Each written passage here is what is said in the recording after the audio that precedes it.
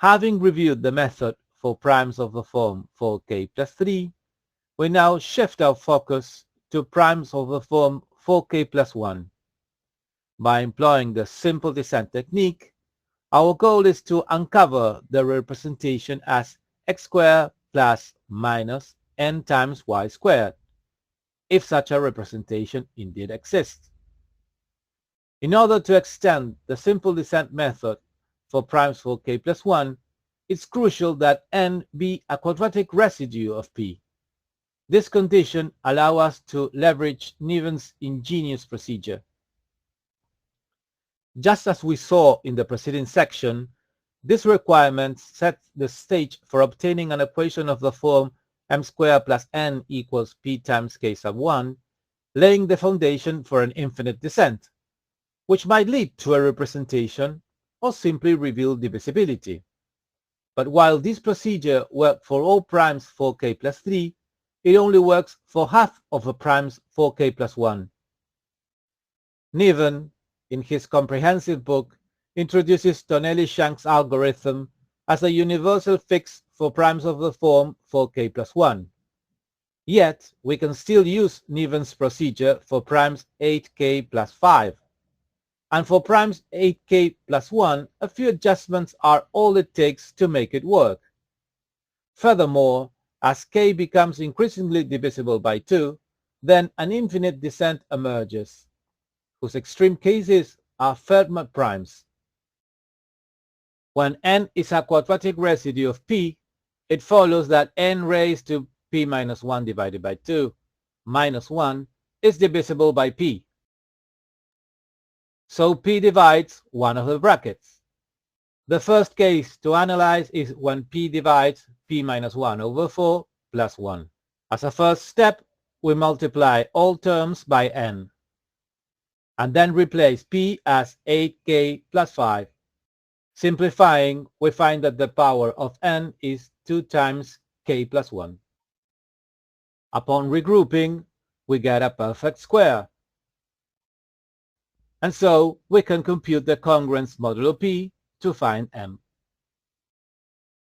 The second case is instead when p divides n raised to p minus 1 over 4 minus 1. Then we got this congruence. Here we need to introduce an u, which is a quadratic non-residue of p, as then p divides u raised to p minus 1 over 2 plus 1. By combining these congruences, we can obtain a u squared times n raised to p minus 1 over 4 plus 1 divisible by p. So we now multiply all terms by n, and then replace p by 8k plus 5 and later simplify. Upon regrouping, we obtain a perfect square. To find v, we can calculate the congruence of u raised to 2k plus 1 times n raised to k plus 1 modulo p.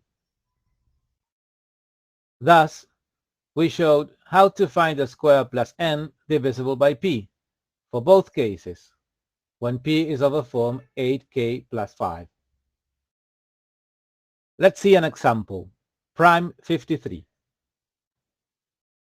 In the gray box, it's evident that if n raised to 13, which is 53 minus 1 divided by 4, plus 1 is divisible by 53, then we can establish the equation needed to initiate an infinite descent.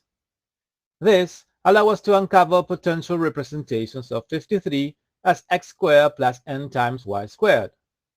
A straightforward verification reveals that this condition holds true for n values of 7, 11, 17, 29, 37, and 43.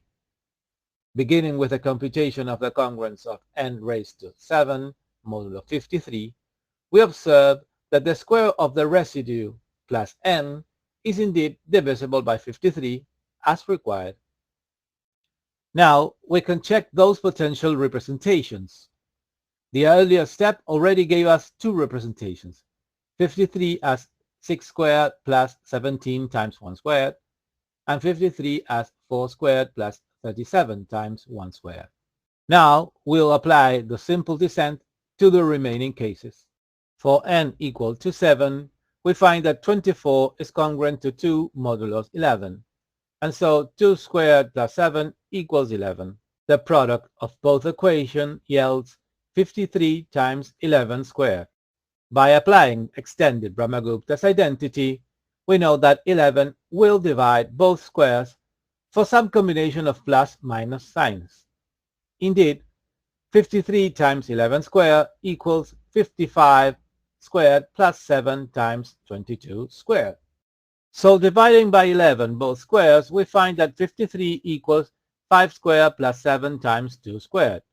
Thus, for case n equals 7, we satisfy both the divisibility and representation criteria. Similarly, we apply the same procedure for n equals 11, where we find that it satisfies both divisibility and representation criteria. However, for n equals 29 and 43, only divisibility criteria are met. Next, we can see that the same procedure can be applied to find representations of 53 as x squared minus n times y squared. The condition n raised to 13 congruent to 1 modulo 53 is reached only with n equals 13 and 47. The solution for n equals 47 is straightforward. 53 equals 10 squared minus 47 times 1 squared. For n equals 13, the procedure does not yield a representation of 53. Furthermore, the equation we eventually arrive at has a larger absolute value than the initial one. Nevertheless, we still can find a representation as x squared plus 13 times y squared. This is achieved given that 2 is a quadratic non-residue of 53. When we combine both congruences, we reach the equation 27 squared plus 13 equals 53 times 14. Subsequently, we employ the simple descent procedure, leading us to discover that 53 equals 1 plus 13 times 2 squared.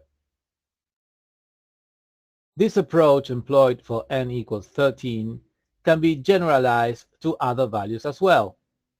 Essentially, once we have an equation x squared plus minus n times y squared, we seek its counterpart with the opposite sign and verify if the representation criteria is met. Press pause to check the calculations. In conclusion, while Niven presents Tonelli-Shanks algorithm as a general solution for finding the modular square root of primes 4k plus 1, in fact, Niven's congruence still works for primes 8k plus 5.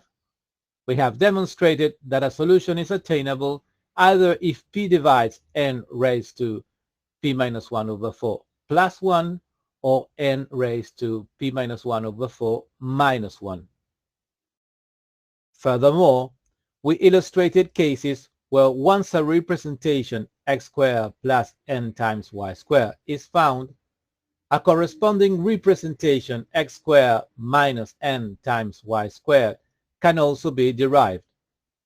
Additionally, in instances where no representation x squared plus minus n times y squared is found, but divisibility is assured, it is sometimes possible to find a representation of the opposite sign. Next, we will elucidate how Niven's congruence can be adjusted to address primes of a form 8k plus 1 using a twin infinite descent procedure.